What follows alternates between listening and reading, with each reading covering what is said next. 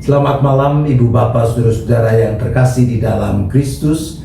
Kita dipertemukan lagi di dalam persekutuan virtual lewat syafaat malam. Tuhan bilang, "Aku sudah lupa kok." Begitu judul cerita yang mengawali perenungan kita dalam syafaat malam ini. Di sebuah desa kecil ada komunitas Kristen yang dilayani seorang pendeta yang sudah setengah tua. Ibu Wangsit adalah nama seorang nenek yang menjadi anggota jemaatnya. Ibu Wangsit mengatakan bahwa Tuhan suka menampakkan diri kepadanya. Pendeta tidak percaya dengan apa yang dikatakan oleh Ibu Wangsit.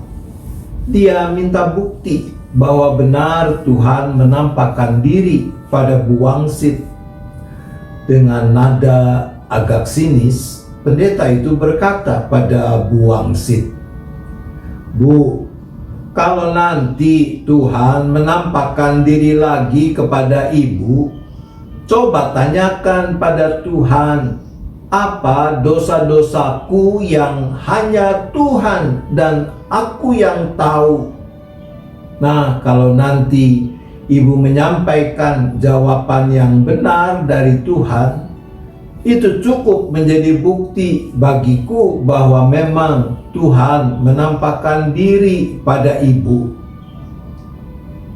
Sebulan kemudian, usai kebaktian, pendeta menemui Ibu Wangsit.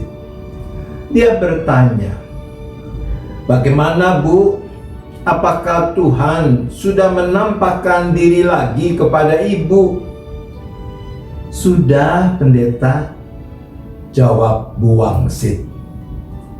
"Lalu, titipan pertanyaan saya, apa Ibu sudah sampaikan kepada Tuhan?"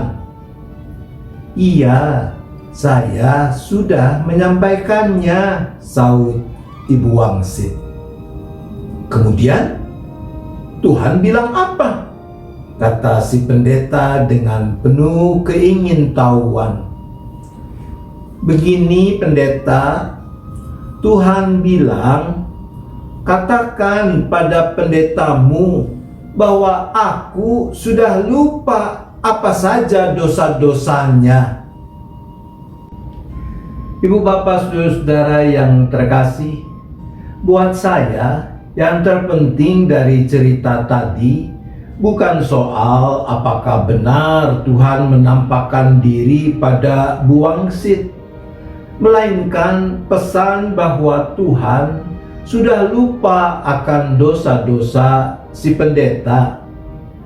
Ketika kita berbuat dosa, sepatutnya kita menyadarinya, mengakuinya, lalu mohon pengampunan Tuhan dan minta maaf pada orang yang kepadanya kita bersalah. Nah, di sana sini bisa terjadi bahwa setelah kita melakukan hal itu, kita masih dihantui oleh dosa-dosa yang pernah kita perbuat, dan bahwa ada orang lain yang masih terus mengingat dosa-dosa kita. Urusan ada orang lain yang masih terus mengingat dosa kita, tidak bisa kita apa-apakan.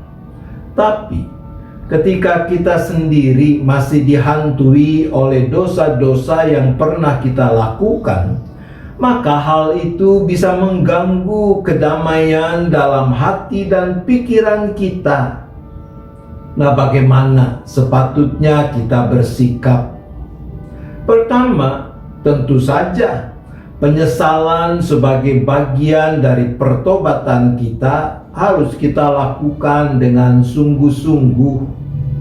Kedua, apabila itu sudah kita lakukan, maka kita harus percaya bahwa Tuhan juga sungguh-sungguh mengampuni kita. Bahkan Ia melupakan dosa kita. Seperti firman-Nya di dalam Yesaya 43 ayat 25.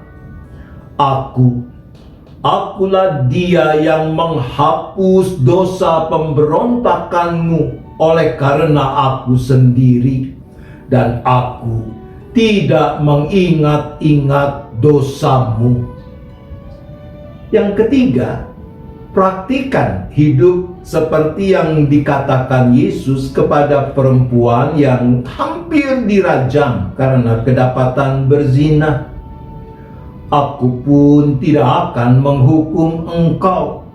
Pergilah dan jangan berbuat dosa lagi mulai dari sekarang.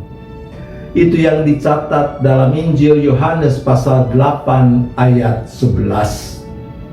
Saudara-saudaraku, kalau Tuhan saja berkenan melupakan dosa-dosa kita, maka dalam kesungguhan pertobatan kita, mari kita minta kekuatan agar tidak dihantui terus oleh dosa-dosa masa lalu yang merusak damai sejahtera yang sudah Tuhan anugerahkan. Amin. Mari kita bersyafaat. Bapa di sorga, Allah yang Maha Pengampun, Tuhan yang bahkan merespon pengakuan penyesalan kami dengan melupakan dosa-dosa kami. Kami mohon ampun sekiranya masih suka memberi diri dihantui oleh dosa-dosa masa lalu, sehingga akhirnya merusak damai sejahtera yang Tuhan beri. Untuk itu kami berdoa.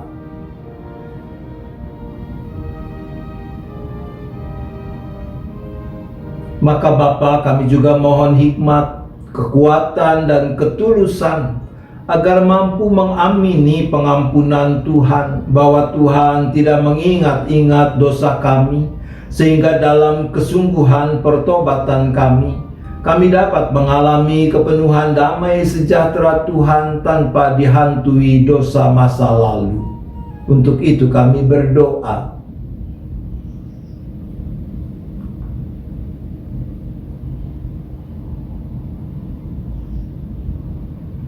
Saat ini kami juga berdoa bagi para lansia yang membutuhkan perhatian dan cinta kasih keluarga di masa tua mereka. Kami juga berdoa bagi kesehatan para orang tua kami ini. Bagi mereka kami berdoa.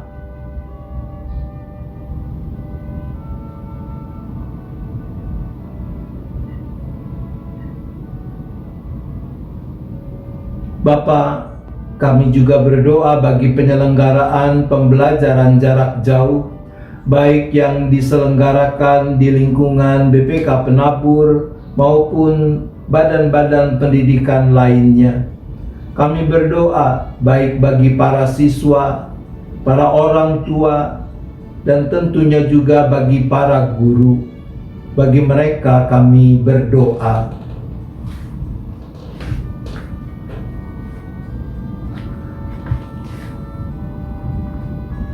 Kembali kami menyerahkan seluruh keberadaan kami di dalam istirahat sepanjang malam ini. Tangan kasih Tuhan kiranya yang terus memeliharakan kami. Kami boleh beristirahat dengan cukup dan esok menyambut hari baru dengan penuh syukur, dengan penuh sukacita.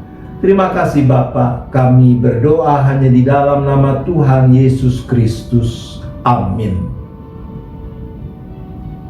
Selamat malam Ibu Bapak, Saudara-saudara. Selamat beristirahat. Tuhan tetap beserta kita.